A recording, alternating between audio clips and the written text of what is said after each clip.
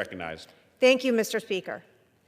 Mr. Speaker, as we recognize January as National Human Trafficking Prevention Month, I am proud of the work the House Judiciary Committee has done and continues to do to protect children and our most vulnerable populations.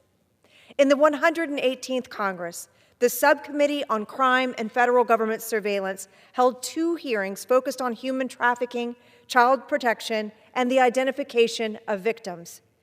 Through those important hearings, my legislation, the Report Act, which strengthened requirements for online service providers to report crimes involving child sex abuse material to the National Center for Missing and Exploited Children, was signed into law.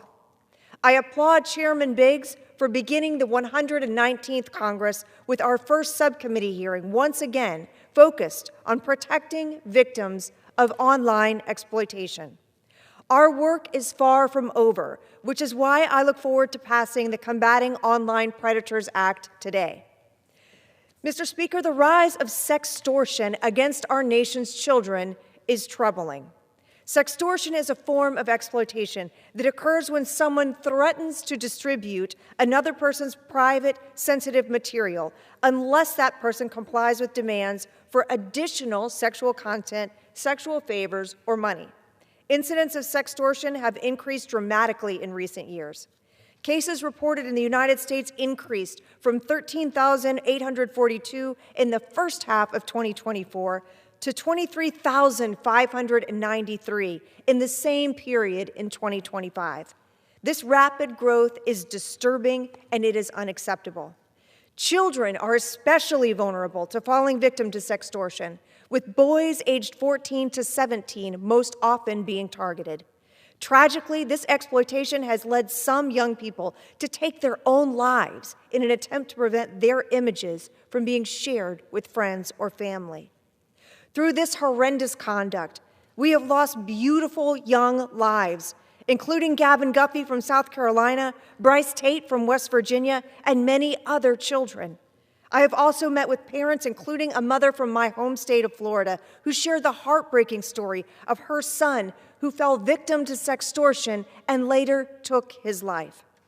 Each of these precious lives was taken too soon, and today we honor and remember them. Yet under current law enforcement is not fully equipped with the tools necessary to prosecute those who push children into these acts. Sextortion falls outside of the CSAM statute, forcing federal prosecutors to rely on a patchwork of charging theories that do not fully reflect the gravity of these crimes. The absence of a specific federal statute prohibiting sextortion leads to inconsistent and inadequate sentencing that can fail to capture the seriousness of this offense. A legislative fix is therefore necessary to ensure federal prosecutors can charge this conduct directly and fight sextortion effectively. Congress has a duty to protect children from online exploitation and ensure predators are held fully accountable. The Combating Online Predators Act does exactly that by amending the United States Criminal Code to criminalize intentional threats to distribute child sex abuse material.